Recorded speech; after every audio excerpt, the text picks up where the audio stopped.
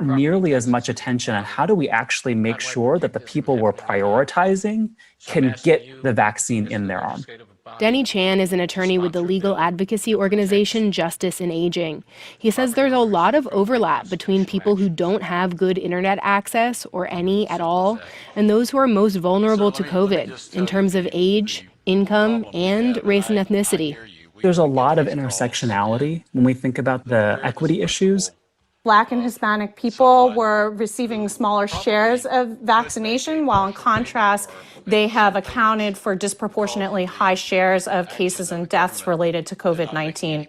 Samantha Artiga is director of racial equity and health policy at the Kaiser Family Foundation, which recently analyzed demographic data about who's been vaccinated so far from the 17 states that have released it.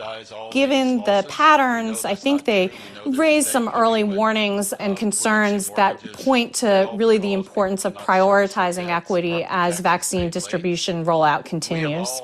To do that, she says, governments are going to have to make it much easier for people to get appointments, and not just online. I'm Samantha Fields for Marketplace. And according to the publication Deadline, MGM has bought the rights to a movie about this GameStop rebellion in progress. It's to be drawn from a book that doesn't exist yet from Ben Mesrick, who wrote the one behind the Social Network movie about Facebook. Are you loving this title being mentioned, the Anti-Social Network? That would suggest the amateur investors tripping up the Wall Street titans are bent only on chaos, which is not what we're hearing. I'm David Brancaccio with the Marketplace Morning Report. From APM, American Public Media. Florida Prepaid. For 30 years, Florida Prepaid has been helping Florida families save for college. There are college plans for every budget, and prepaid plans are guaranteed by the state of Florida. Open enrollment ends April 30th. Florida Prepaid. Starting is believing. Wayne Hogan of the Terrell Hogan Law Firm. I'm Wayne Hogan. A company's cell phone policy can protect your employees and your bottom line. Our distracted driving presentation for the workforce can help. Learn more at waynehogan.law. Baptist Health and Wolfson Children's Hospital are here for children in or at risk of a mental health crisis. Our 24/7 Kids and Teens helpline is staffed by mental health experts and available to parents, kids, and teens. Call 904-202-7900. This is WJCT News 89.9 Jacksonville. Ahead in the next 5 minutes, live local news for the First Coast from the WJCT News team.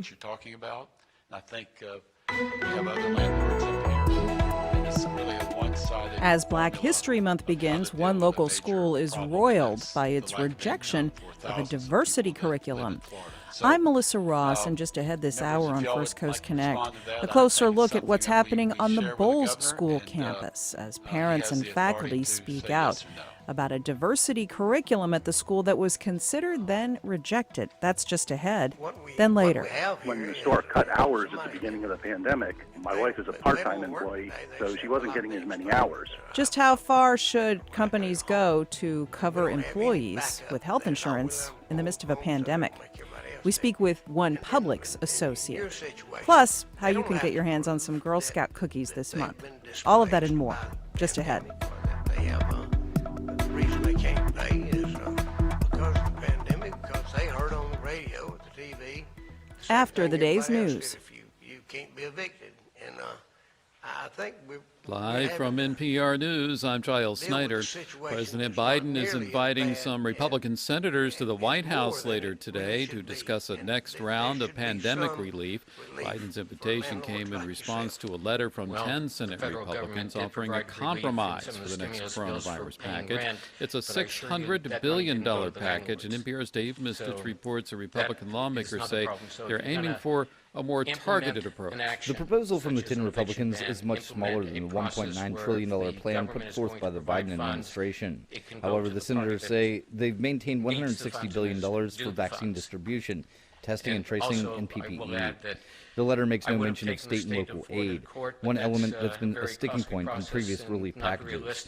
The White House has signaled a willingness to compromise on some parts of the plan. A Republican group of senators meeting with President Biden today, even as Democrats are expected to move forward on coronavirus relief without GOP support. The U.S. is now administering about 1.3 million COVID-19 vaccine shots a day. NPR's Allison Aubrey reports on the accelerating pace of vaccinations. According to the CDC, about 30 million doses have been administered, and many cities and states are expanding capacity, from hospitals and pharmacies to mobile clinics and megasites. Many now say they're waiting for more supply. Meanwhile, given the more contagious variants that have emerged, Angela Rasmussen, who's a virologist at Georgetown University, says it's important for people to stay vigilant. Viruses cannot evolve if they don't have the opportunity to replicate. So if people stay masked and socially distanced, she says it's possible to slow the spread and reduce the likelihood of additional variants. Allison Aubrey, NPR News. Former President Donald Trump has named 2 lawyers to lead his impeachment defense after his prior team fell apart over the weekend.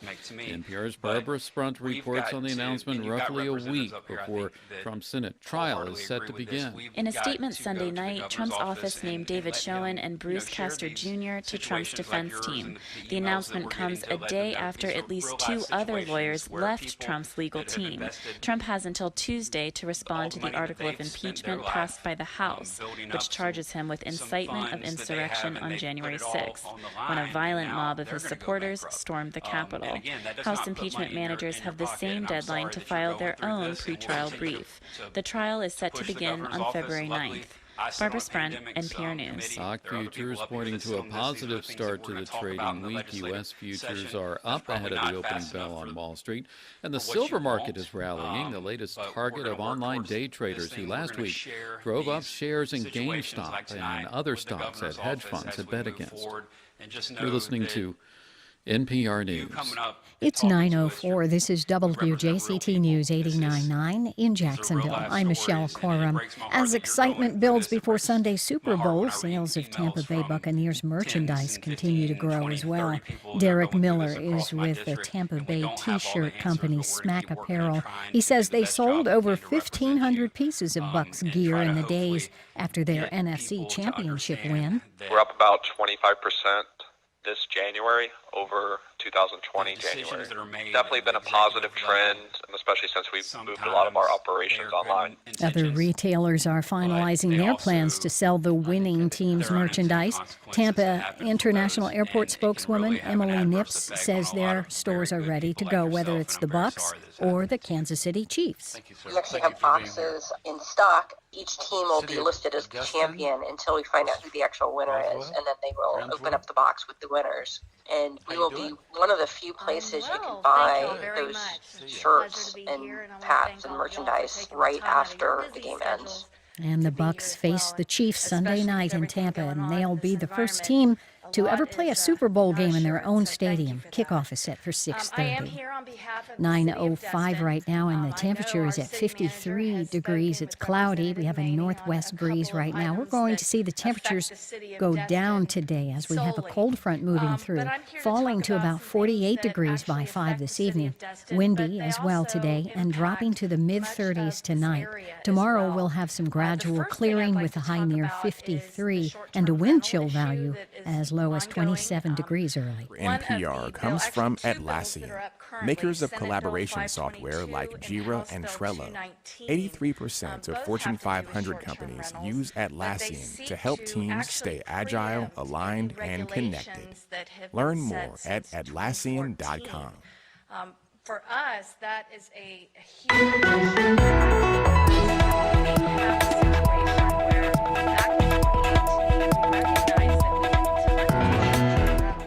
A prominent local school scraps its diversity curriculum as parents and students speak out. Good morning. We're live from Studio 5. I'm Melissa Ross, and this is First Coast Connect. It's the first day of February. Thanks for listening today. Just ahead, we kick off Black History Month with a look at how the movement for racial justice is affecting the Bulls School. What are your thoughts and comments about this? Get on the line now. It's 549-2937. Then later, grocery giant Publix under fire. We'll explain. But First this hour, the latest numbers on the pandemic. Sunday, the state reported an increase of 7,788 new positive tests. The cumulative number of cases of COVID now in Florida stands at above 1.7 million, with nearly 27,000 deaths recorded. Okay, today kicks off Black History Month, as I mentioned, and it's in that context that we begin the hour with a look at how the movement for racial justice is affecting one local school. Just a few months after responding to public accusations about systemic racism on campus, the Bolles School is discontinuing part of its racial literacy curriculum. Now, some parents are asking why. We're going to begin the hour examining this as we welcome Emily Block of the Florida Times-Union, who covered the story. Hi, Emily. Good morning, Melissa. Always good to have you on the show. Also joining us, Dr. Tammy Hodo, CEO of All Things Diverse. Dr. Hodo, thank you for being with us. Good morning. Thank you for having me. And here's our question to callers. What are your questions about what's happening on the Bolles School campus? We want to hear from everyone, but if you're a student or parent at Bolles, we especially want to hear from you. Give us a call. It's 549-2937. Emails to firstcoastconnect@wjct.org. Tweets to @MelissaInJax. Or you can weigh in on our Facebook page. In a moment, we'll get the bigger picture from Dr. Hodo about why these curriculums are becoming mainstream and why schools are adopting them. But first, Emily Block, bring us up to date on what's happening at the Bolles School. Last week, the school's Board of Trustees chair and the head of schools sent a letter out to families explaining their decision not to use a curriculum called Pollyanna. Tell us what you know. Sure. So on Tuesday of last week, like you said, Melissa, a letter went out to parents and families in the Bolles community announcing that this curriculum, the Pollyanna curriculum, which is for elementary and middle school students, was not going to be part of their diversity push anymore. They weren't going to use, the school wasn't going to use all of the curriculum, it says. It was going to use bits and pieces of that, as well as bits and pieces of other diversity curriculums that their diversity committee saw fit.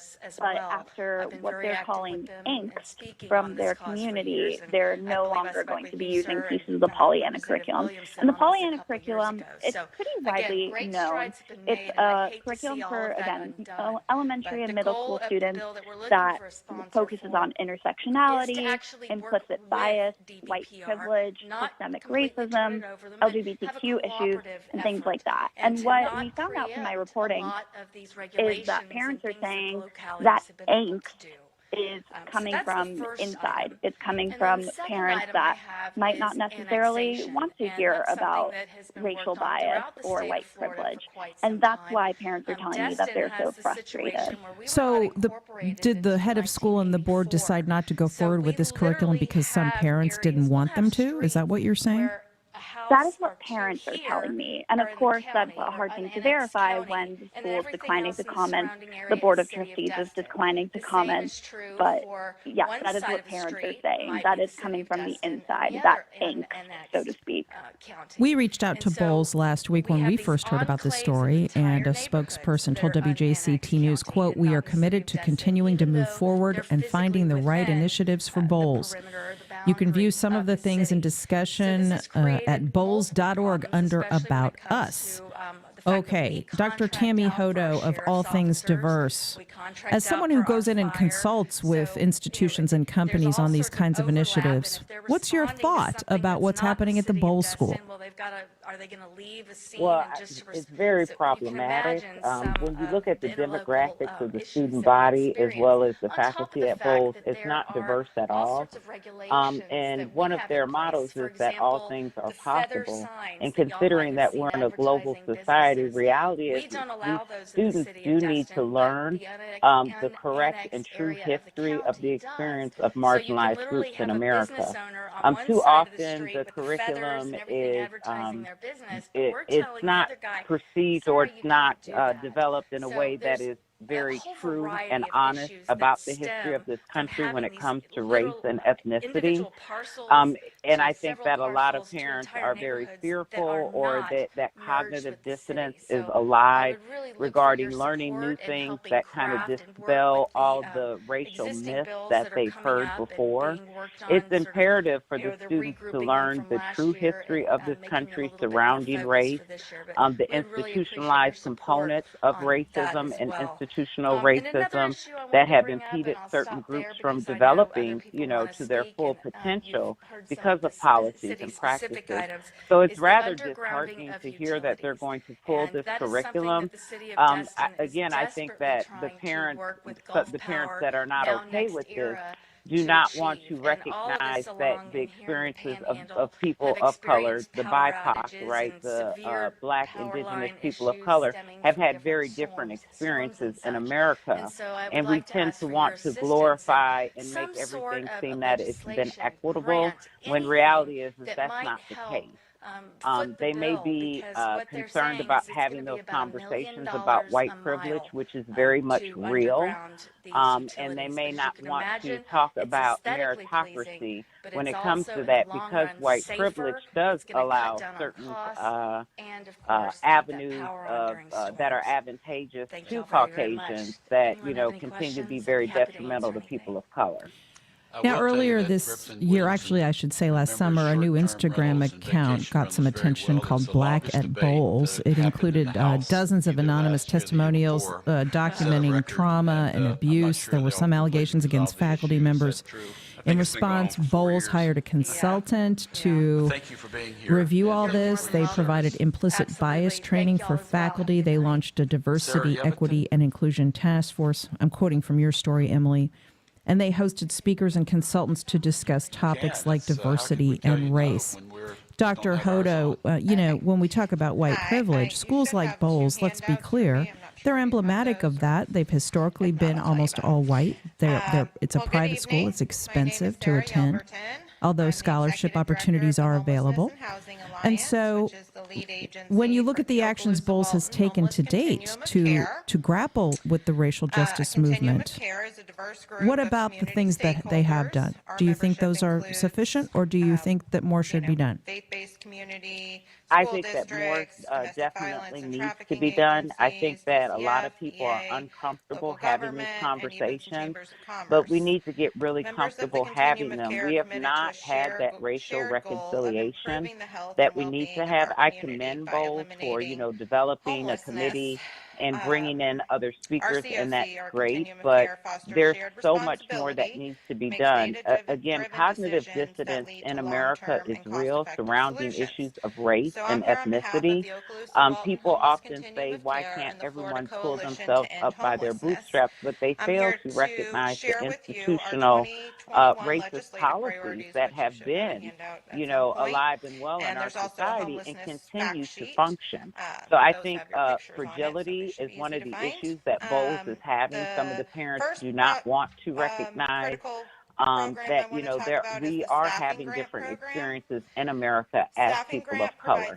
And I think that just doesn't sit with that narrative that they've been told or that they want their children to believe.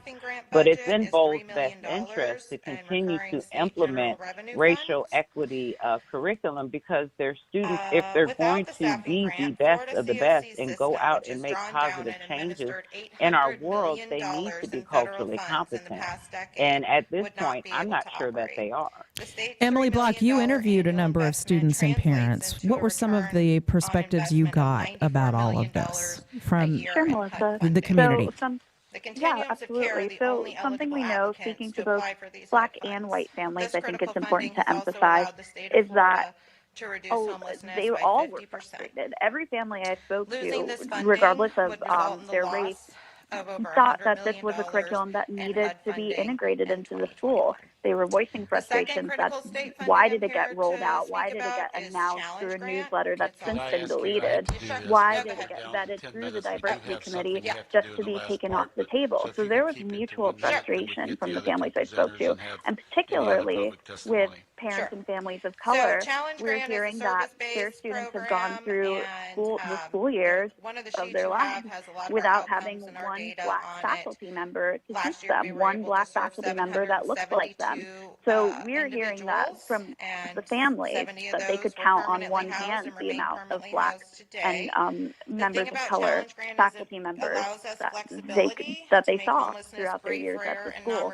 And of course, that was something we were unable to independently verify through the school itself because they declined to give us their diversity statistics and demographic numbers.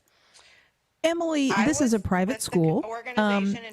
Have these kinds of curriculums been rolled out around the country in public schools? What's the track record there? So Pollyanna, though I've seen it in some public schools, not in Florida, Duval Schools doesn't teach it, for instance, but they are working on, public schools are working on figuring out ways to integrate more diversity conversations and implicit and biased conversations into the curriculum. A good example I can give of that is Douglas Anderson School of the Arts is very much a public school, even though it is a magnet school, of course.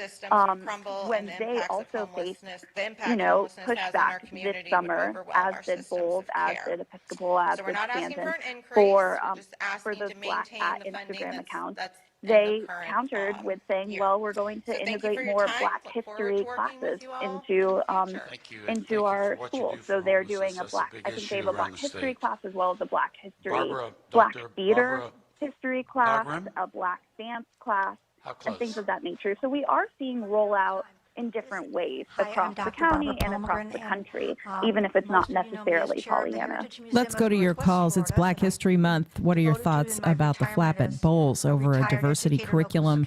549-2937. Give us a call. Eric in Arlington. Hey, Eric, go ahead. You're on the radio.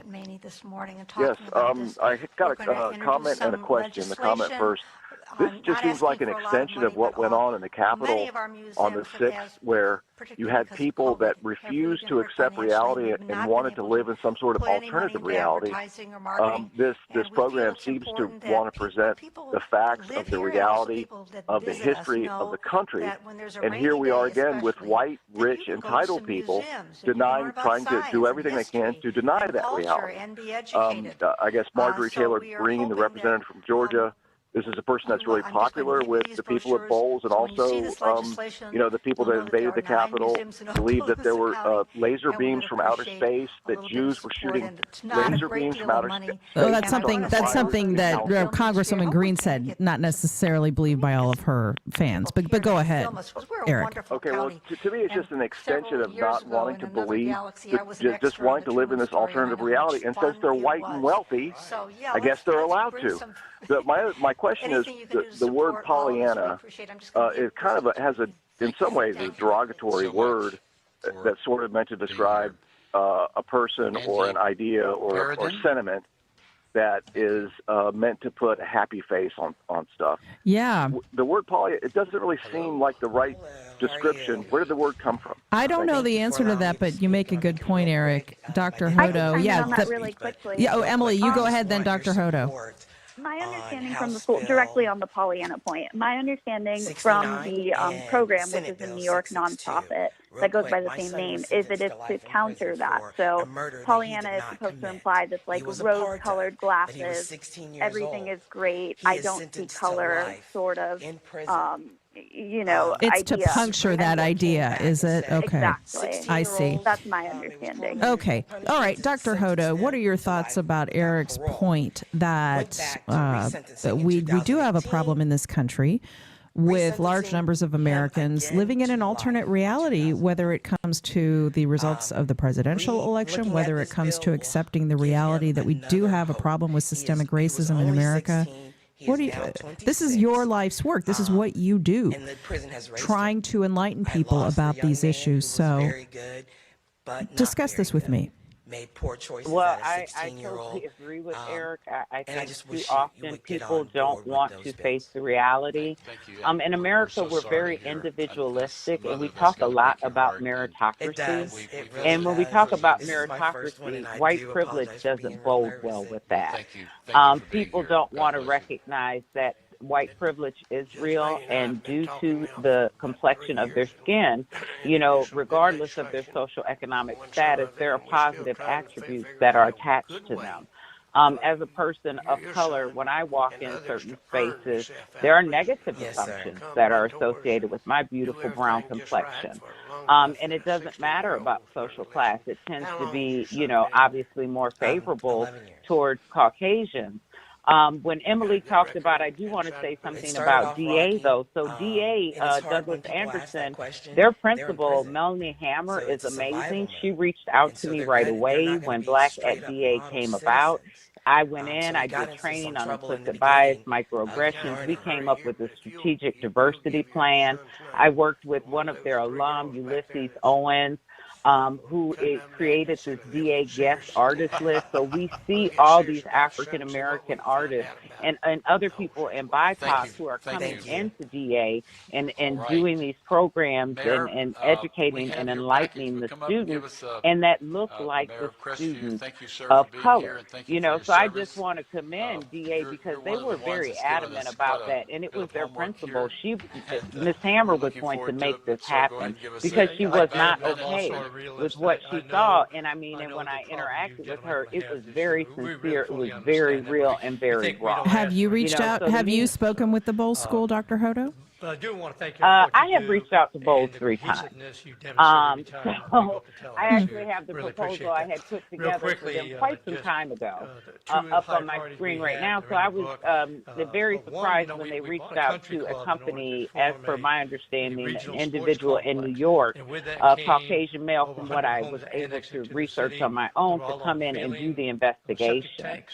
Because I think you need to be a part of this community to understand the racial climate, recognizing that we have 3, Confederate monuments, 8, Confederate markers. You have to be a part of the community, I believe, in order to understand the racial climate and the demographics. But they opted to go with what I can see is a white male from New York to come in and do the investigation, which I find rather interesting as a diversity person.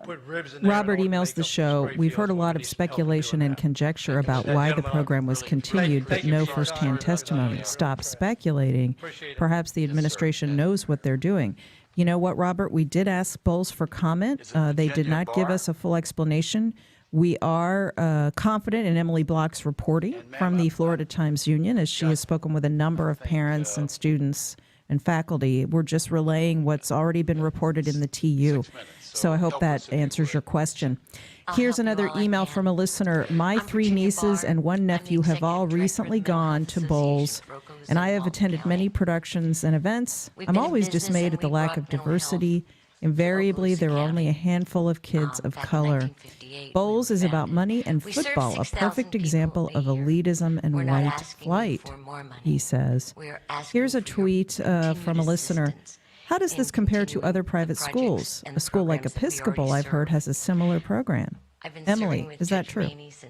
That's a great question. So we know that there are similar issues across any school, but especially, elite institutions where that just lacks diversity as a whole. So over the summer, which again, this was this school year, over the summer, right before the school year started, when the Black at Instagram accounts began popping up, a number of them were Jacksonville schools, including Episcopal, including, I believe, Paxton, Stanton, Bowles, and one other that is escaping me right now, or Bishop Kenny. So we know that this is not a problem exclusive to Bowles, that we know that diversity issues are happening all across the country, especially now as this is in the forefront of our conversations and political climate. The issue at hand is that the school put out a letter signed by a headmaster, signed by the Board of Trustees, neither of who are willing to comment, saying that a program about that diversity, about implicit bias, was removed because of angst. And that's their word, not mine. And that's why the parents are so upset.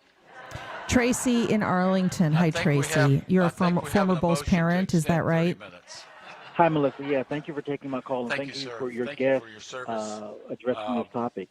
Yes, I've had 3 sons attend Bowles over the course of about 13 years, so I'm very familiar with the community. I've been part of the Bowles family forever. And while there are great things about bowls, I think their approach to this particular topic is a bit disingenuous. Initially showing concern, but then summarily dismissing many of the comments and concerns from for example, the Black at Bowls Instagram account. I'm a African American male. My kids are obviously African American. We were interviewed and by the company that was brought in to address these concerns. And Bowls is playing lip service to the issue, but not really doing anything about it. It's been this way for well over a decade, at least as long as I've been a part of the community. What do you think they should do, Tracy? I think they should put their money where their mouth is when they address or initially voice concerns about the issue. I think a program needs to be implemented, and even if it's run by an outside company or the organization out of New York, but something needs to happen because there is a huge problem at Bowls. You're right. I can count literally on one hand, using one finger, the number of African Americans or BIPOC teachers that my kids have had from kindergarten through graduation. It's horrible, actually. And for a school with the resources that Bowls has, it's inexcusable. Thank you for your passion. All right, Tracy, thanks for the call. Susan in Mandarin. Hey, Susan, thanks for holding. Go ahead. That are dear to all of us. Thank you. Yes, I wanted to ask your guest, what do they think about requirements that any school that receives voucher money should have a diverse population? Do we have any other charter public school comment? or magic school should also have a diverse population? Because it seems like we're segregating. We're maybe not de jure segregation, but a de facto segregation, and we need to mingle together to know one another. And also, I wanted to ask about a couple of different bills that are before our state legislature right now. One of them is SB 582, which lets parents exempt their children from required classes, and right now in the public schools it is required to teach African American studies, and it's also required to teach the Holocaust. But charter schools aren't required to teach those classes, and neither are private schools that receive voucher money. So it seems like we should require the same diversity training of all publicly funded schools. Okay, thank you very much. All right, Susan. Okay, Dr. Hodo, let's be clear. Bowls is a private institution. People pay tuition to attend, and they pay quite a bit.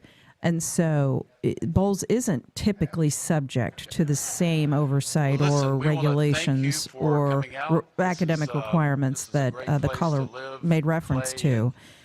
But parents do choose an institution like Bowls because of its academic excellence. So in your perspective, how should a private institution that has a lot more freedom in who it hires, the curriculum it puts together, how should it respond to this movement that is sweeping the country while at the same time exercising the independence that comes with being a private institution? Circle back with us so we can get to him. Well, I think that Bowls should actually just do the right thing.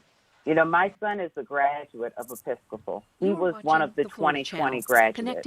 And I will say one thing that I saw that was different in regards to the Instagram was that when you looked at Bowls and when you looked at Episcopal and DA and Bishop Kenny, the microaggression and biases that the students seemed to share were predominantly from other students. One thing that stuck out to me with Bowls was it was the faculty and staff that were making some of these comments. I think reality is if you want your students to be competitive, they need this education because we are in a global economy. I'm a PhD from the University of Wisconsin. We had Fortune 500 companies stop recruiting at our university because they talked about the lack of diversity and the students not being able to connect in a global market because they were not culturally competent and had not been exposed to the concepts and ideals and the reality of different groups. So, while Bowles is private, just like my son went to Episcopal, they worked at Episcopal. I was able to work with some of the counselors, and they worked with the students, and they were cognizant, and they also read books and things that were appropriate and understanding about different cultures, and that was just part of their curriculum. Diana in Riverside. Hi, Diana. Go ahead. Hi. Yeah, go ahead. I wanted to say I'm a Bowles parent, and I just wanted to comment that as of right now, the Bowles school has said that they're not planning to release any of the conclusions or recommendations from the report from the independent investigator, which Dr. Hodo mentioned. That investigation has been concluded for well over a month now, and they have said that they cannot release anything from that report due to privacy concerns. And I think that I think it would go a long way toward demonstrating transparency and accountability if they were to release at least the findings, conclusions, and recommendations from that report. Have you made that opinion known to the school as a parent who's paying tuition? Yes, many of us have. What was the response? Vice Chair Rodriguez. They said they can't Senator release Book. anything from the Senator report due to Broder. privacy concerns. Senator Burgess. So what else are the parents saying about all this when they talk? Farmer. Senator Harrell. There's been a Senator lot Jones. of Senator Rodriguez. talk about just wanting Senator more Rouson. communication in general. Vice President. Thank you so we much. have, I have just many of us have communicated raised with the Senator idea Farmer. of Senator wanting Farmer is to watching, hear what the concerns are at from home the safely. parents who He is did not want the excused today, curriculum, but he is, but there taking hasn't notes on been all that yet happens any today. open forums, members, town halls, three or presentations, open the first of discussions which is, bringing everyone to the table. Do you think they ought to host an open forum event, a town hall, maybe a Zoom hall, if people can't congregate? Do you think that would be helpful, Diana? If you will remember Yes, last year, and we've asked for the that. I Department asked of, for it in this letter Department Agency to for the Persons with administration and Disabilities other parents struggled in recent years, on our diversity parent committee have asked for that, and operating on we the haven't amount gotten of that yet. money given Okay, to thanks it for by the that, legislature. Emily. Some will say Is that something that you've heard as well, that perhaps the school could get everyone together in a discussion in a town hall forum? Yes, absolutely. Parents have been asking for that. The parents I've spoken to have been asking for town halls, but are getting the same response that that caller is telling us about. And they have been asking to see that completed report. The report that Dr. Hodo was referring to earlier that was completed by an outside party who lives in New York. Thank you again for Who's inviting not the part of APD this to provide community, which is updates a on Senate concern Bill parents 82. have raised And to me. Chairman Bean, we And when really I asked the appreciate school you about that championing this report and asked if it was legislation complete and last what the session. status of it was I'm and if we Marina could Fulcher. see it, I'm the their Chief of spokesperson Consumer told me that it's Supports at the complete, but the same agency. thing that they And won't you release know it because that of APD employees, confidential our providers, issues, our support privacy coordinators, we're concerns, truly and that dedicated to the but they clients included that we suggestions serve, from the and we report really in do their letter appreciate to parents last the week. leadership But of I the reviewed Senate that with letter, this and legislation, the and I'm suggestions were excited to really tell you vague. what They we've said, done over the and past I'm year. quoting, The explore legislation ways takes to effect further on July diversify 1. the Bolles community. And Senate Bill here's 82 another was quote, a pretty keep the large community bill, but you updated can on kind our of think progress about in it an in open and 4 major transparent way. topics. But One they was never support elaborated on coordination, how that's going to be restructuring, and implemented or how those accountability. things are going to There were happen. changes to And our almost out of time, significant additional needs let me process. get in two more There were quick comments on our requirements Facebook. related Here's to a our comment. APD Building iConnect equity system, in any and then also some institution, especially a legislation school, related to the has to go intermediate care beyond teaching Black facilities content licensed only by the through guest Agency for speakers Healthcare and artists. Administration. Let's go to Latanya in Jacksonville. Under Latanya, the hi, iBudget go ahead. waiver, all of our clients Hi, have a Melissa. support Hi, Dr. coordinator Hodo. or Hi, Emily. CDC Plus I am consultant. also a And current these parent. support coordinators I'm are actually in the private article sector myself, Medicaid so providers that I provide wanted to case just management to our thank you all clients. for And of course, the bringing this legislation has to given our everyone's attention, agency because more a tools lot of people for do the think that accountability of this because service. particularly Currently, Black some of the support and coordinators minority are or solo people of color practitioners, students some go to work for Bowles, that we aren't agencies. going through the There's same some trials and training tribulations requirements, but it's really that not well standardized. people who look like us So from a as public we perspective. implement the So legislation, all our now I support don't mind. I know coordinators we will only be can say last names, required to but I work think for everyone what's knows who known I as a am and who my qualified daughter is. organization. everything that we've been going through at Bowles. And I just wanted to come on and just thank you all. Thank you. Yes, your daughter, Taylor, yes, is such a bright star. She's so talented. Well, she's surviving Bowles. I don't know if she's thriving, but she is surviving. She has one more year left. And I know as a parent, I do what I do for my kid and those who look like her, and even those who don't, and those who are marginalized and oppressed. I do it because it's what is needed to be done. I hope that this platform that Melissa is giving people to call in and having Dr. Hodo and Tammy for raising these issues up, I hope more people here in Jacksonville. I actually challenge those who donate, those who feel that, I heard a caller say, oh, you know, Bowles is a good school. Academically, I feel yes, my child is getting one of the best educations that she probably may not have gotten elsewhere. However, the price for that has cost us dearly, and I wouldn't wish that on any person, whether they were black or white. And so what I do hope is that Bowles is listening today. I hope they do more action than lip service, and I hope that people like you, Melissa, and Dr. Hodo, and Emily, and our community leaders, and all these people who want to support Bowles financially and any other means, that they definitely help us, the ones that are continually there, and those who are fighting this fight, join us so that we can be on the right side of history for a change. And thank you so much. Thank you, LaTanya. A couple of more comments on Facebook. Kathy writes, I'm sure I'm not the only person curious about what created angst at Bowles. Change is uncomfortable. If we aren't teaching our kids that, we aren't teaching them anything. Were the students experiencing angst? Good. Maybe then they can empathize with the BIPOC around them. And that's an acronym for people of color. Okay, Dr. Hodo, I'd like to give you the last word. Where do you think Bowles should go from here? Well, I think Bowles needs to really do some reflection and recognize that you know, when I look at the demographics, they have a very low population of BIPOC students, as well as faculty and staff, and they need to do some consideration in regards to where they're recruiting from. They need to recognize that the faculty and staff set the tone for the climate and culture, and that it's not okay that some of their students are up there and they're made to feel uncomfortable and as if they're not part of the school, and that's problematic, and that should be so much of a problem that they would want to correct that. Thank you both so much for being with us. Dr. Tammy Hodo, CEO of All Things Diverse, Emily Block of the Florida Times Union. Thanks for being with us. Thank you. All right, a quick break. But later in the hour, we're going to tell you how you can get your hands on some Girl Scout cookies this month and how you can even do it through the Grubhub app. Yeah, that's later. But up next. When the store cut hours at the beginning of the pandemic, my wife is a part-time employee, so she wasn't getting as many hours. What is a corporate giant's responsibility to cover its frontline employees with health insurance in a pandemic? We speak with a local Publix associate next. Switch to significant additional needs. The Senate Bill 82 included a lot of changes to the significant additional needs.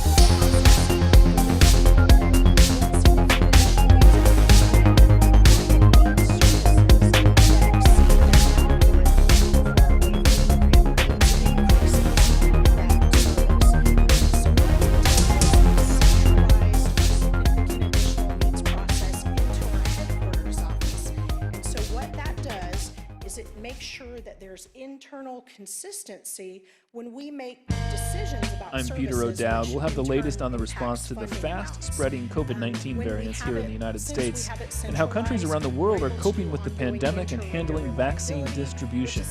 Those stories and the latest news next time on Here and Now. Tomorrow at 1 here on WJCT News 89.9. Legislation that we are promulgating into our existing iBudget rules. rule chapter.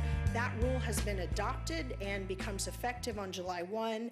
There were changes to the definition. It's been about a of what month significant since the last additional relief needs bill are. passed, but the There's some benefits? changes to I've still household been claiming coordinators every week. provide I us just haven't information and received tightening up anything. those I'm Kai processes. Rizal. The benefits One thing that lapse. may be of interest And what it to means you for people is the relying rule on that requires money. We something will have the called a rest of the day's business news, of certification course, and the available numbers from Wall services Street form. next time And what on this Marketplace. is, it's a Tomorrow night requirement at for 6 support here on coordinators to WJCT document to News us 89.9. how they explored all resources outside of our waiver program. Welcome back. Well, to meet Publix the is in the needs news on a our number of clients fronts before lately. Of course, accessing the Publix state is Medicaid-funded prominently services. the And location so for what this COVID form will do vaccination is sites it will around the increase state. internal Appointments are hard to get. consistency, but it also makes And the move process has been more criticized transparent since to our Publix stakeholders, stores because are then they not know what we're commonly looking for. located in And so that's underserved what- communities. What's going on with significant Now there's additional more. needs. Publix heiress So the Julie Jenkins legislation, Fancelli of gave Lakeland, us more we've learned from the authority Wall with Street the Journal, was the APD primary system. donor And I funding the think some of you January know 6th our insurrection at the agency Capitol. staff and our support coordinators have been Publix using the sent system for quite WJCT some News a time. statement about this, Senate Bill distancing 82 the helped grocery us giant from the implement more Capitol with our siege, calling it providers. So deplorable. more And recently, a spokeswoman we've told us started Ms. rolling out the Fancelli system is not an in employee at phases to Publix and she providers is not who use involved it with any for company electronic business. visit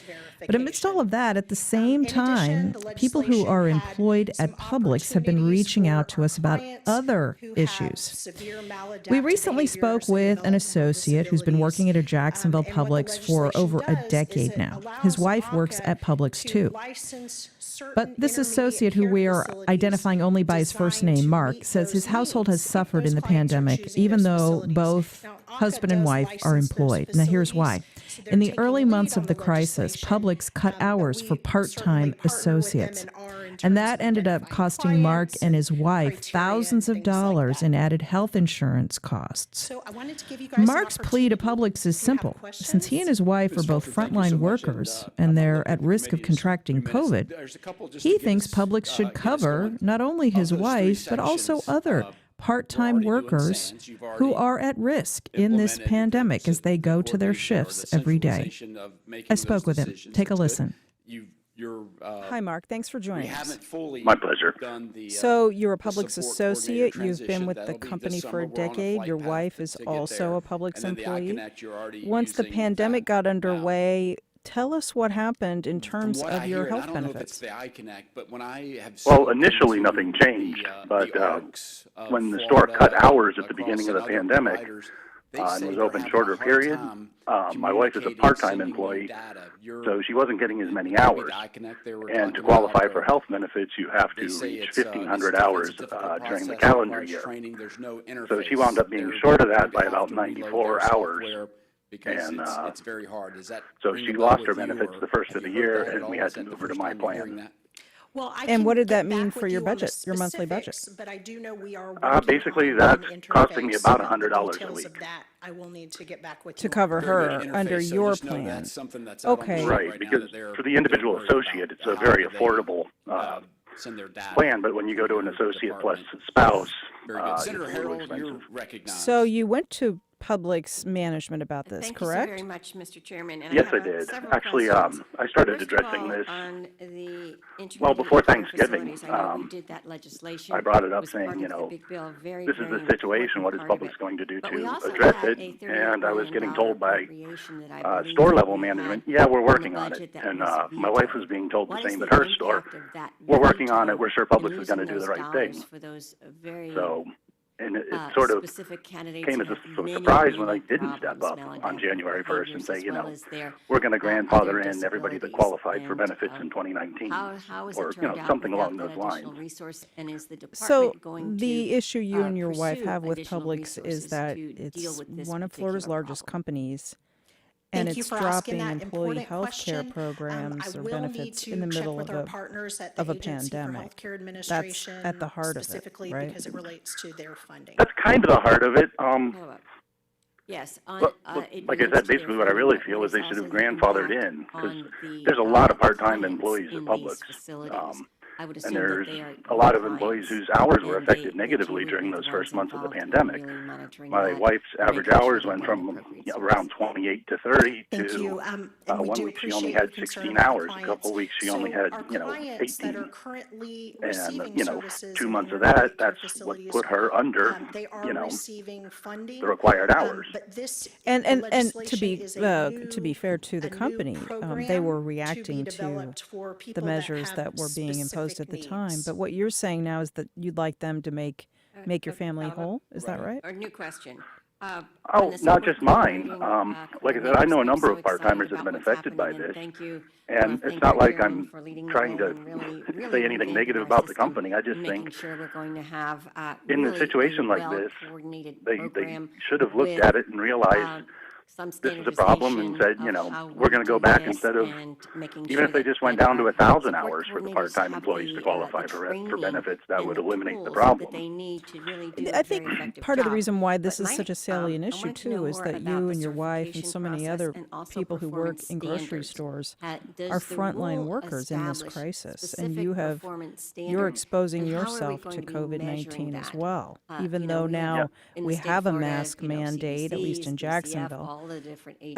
In the early months of the pandemic in particular, grocery store workers were particularly vulnerable. And yes, and in fact, at the very beginning, Publix had a no mask policy because they didn't want to frighten customers. Organizations will meet standards, but how In fact, that held true for almost the entire first month before the CDC finally said, yeah, you probably should wear a mask. Give us a little more detail on that. So now that everybody for that is just question. in this mode of And the just answer trying to is ride yes. out There are specific the remaining standards months of this and pandemic job until more duties people can be that the vaccinated, support what's it like? coordinators What's a as typical well as the shift like at a organizations where they public work store, have to meet, given that, and we it's are going to the outlining grocery those store is in our something qualified just about everybody's still doing and then rule have been chapter. doing And throughout so this whole the ordeal. specific standards are there as Honestly, it has as been the so busy because actions so and many restaurants are sanctions closed that or our limited service. agency would take I when mean, I know our things profits are have not really met. gone up substantially, and we're Presumably very, you're very busy.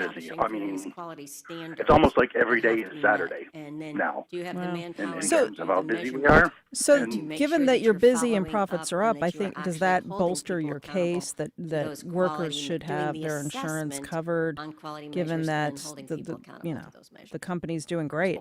Thanks for that question Yeah, as well. in my opinion, I So think, within the Medicaid program, you're a company that there's, is several primarily employing ways frontline that workers, providers are pharmacy monitored. technicians, So people that are some of face-to-face the with you, providing monitoring is service, making completed subs at the through deli a counter, quality giving you improvement your seafood, giving you your meat. that's under contract All of with these the face-to-face Agency for interactions Healthcare every day. Administration, and so they assist with And we're willing to monitoring take some that of risk those and step up standards, because and that's, then I some mean, of the what Publix monitoring is done is. through We're a part our of the quality community. assurance We understand staff that. at the agency. But I kind of feel like, especially for our part-time Go ahead, associates, me being full-time, it Okay, didn't affect me. This is very, very But important. for this all the work with support part-timers out there, not coordinators just and my having wife, good support wouldn't it be just coordinators the right is thing to so do important. to Are the come up with a individual solution to support this problem? coordinators going to be You know, certified? grandfather Is in there the people from certification 2019, process reduce holding the them to a standard of hours ethics and needed to making sure that qualify, they have, because and certification just on a process temporary is a basis testing until process things as go well, back make to sure normal. that they meet certain standards.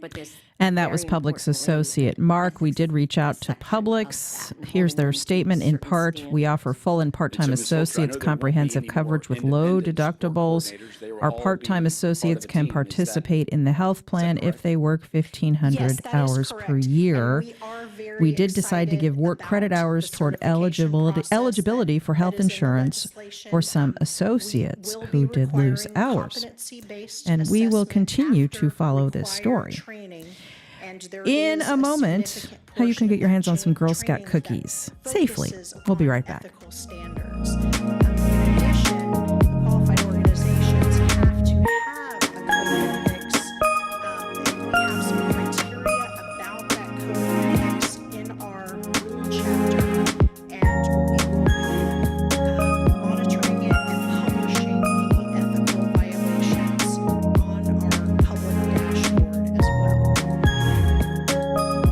Ms. Holter, thank you so much for coming forward today. We look forward to continue working together to give you the resources needed to serve our most vulnerable citizens. Thank you so much for coming Thank you for forward. your support. Congaree and Penn Landscape Trees, Jacksonville's family-owned large tree installation, relocation, and comprehensive landscape installer. More info and appointments available at congareetrees.com or 527-1945.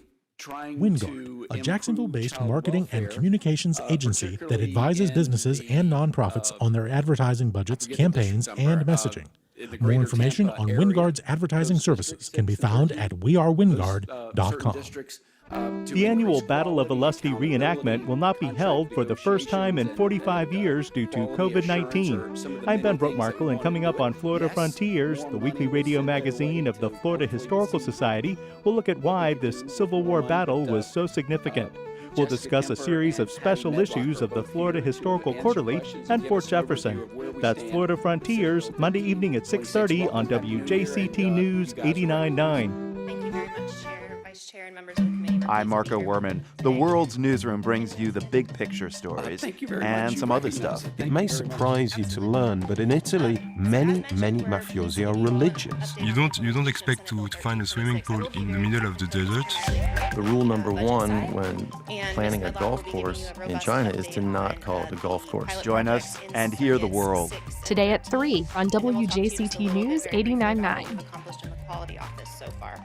And happy to take any questions. America's unemployment crisis is now Joe Biden's problem, but the numbers alone don't tell the full story. Many who are working can't find a full-time job with a living wage.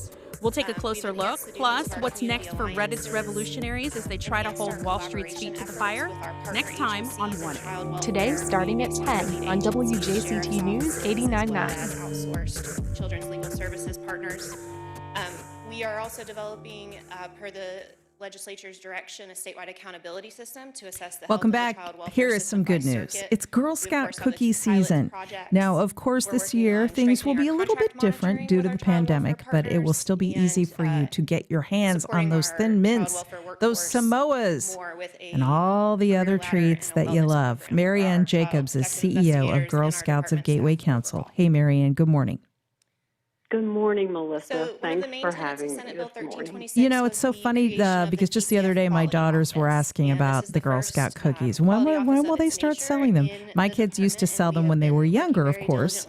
And you've come up with some creative and socially distant and contact-free ways for us to get our Girl Scout cookies. How can we do that? We did, and we're so excited about the opportunities, not just for our customers, but for our girls. So this year, we have a couple different avenues. We are actually encouraging drive-through booths. We are hanging doors so that our customers can go directly to our website, pick their favorite troop, and have their cookies delivered with contactless delivery. We're accepting contactless payments this year. But the big news for us, I firmly believe, is our national partnership with Grubhub. And that begins today. Wow. So individuals, will be able to go on the Grubhub app or on the Grubhub website, order their favorite Girl Scout cookies and have them delivered.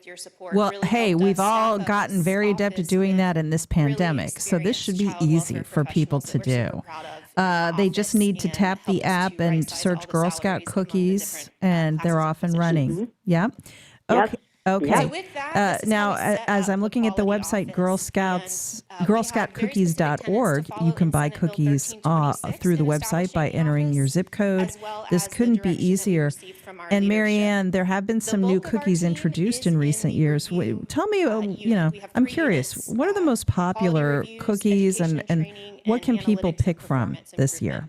The bulk of those our lemon ups were introduced last year, and they are a great lemon cookie. But Melissa, I have to tell you, Thin Mints continues to control the market. The reigning champion. As do the other chocolate cookies. It must be the chocolate component. We see Thin Mints come over and above every other order in years past, and I believe that will probably be the same for this year as well. It's the good old traditional Girl Scout we also have a cookie. special I am a ride or die Thin Mint fan. It's not as though I eat an entire sleeve of frozen Thin Mints every spring or anything. No, I would never do such a thing. Yes, I actually Well, would. if you did, Yes, you I would actually join do. Many people, including myself. Oh, yeah, you've got to keep them in the freezer. Now, that is very important. And Marianne, let's explain, too, why this is one of the most fantastic child and development programs going, because the girls learn money management, they learn people skills, they learn logistics. This whole program develops them in so many ways. And when I think about particularly Jacksonville and Duval County and the logistics companies that are here, we are preparing these girls for positions in leadership as they continue to grow through high school and Girl Scouts, and then of course and their future careers. I think that for what individuals don't see behind the scenes is more important than buying the cookies. And it is those decision-making, goal-setting, and people skills. And this year, girls are even diving further into e-commerce and inventory control with the Grubhub partnership. The girls will actually fill the inventory or fill the request from the Grubhub app. And the Grubhub driver will come by with locations across 35 counties for cookies to be delivered. So it's a whole new learning component, which is thrilling for the girls and exciting for those of us who know they will become the future leaders. Fantastic. So again, beginning today, you can access your Girl Scout cookies through the Grubhub app. You can go to girlscoutcookies.org, enter your zip code, have them delivered. You can text cookies to 59618. And when you order your cookies, you can also arrange to have some donated to Soldiers Angels, first responders, providing comfort to military veterans and their families.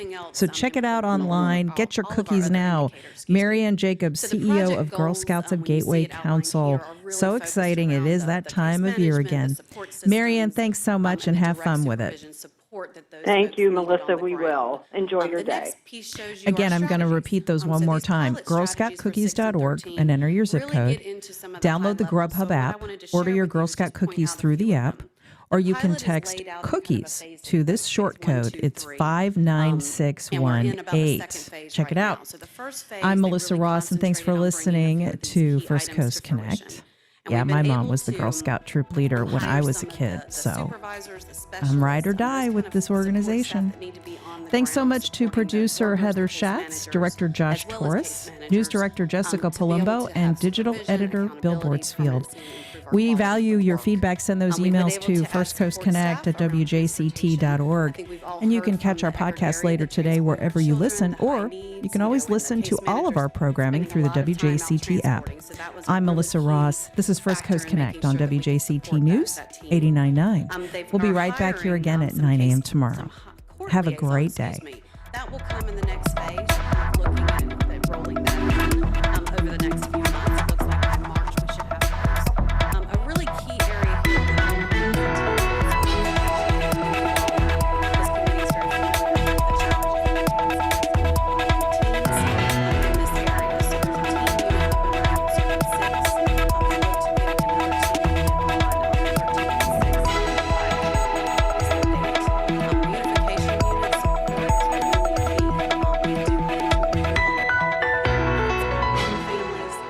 Making sure that they're safe and being able to be cared for. So those reunification specialists. Support for First Coast Connect is provided by Baptist Health and the North Florida TPO. And the hiring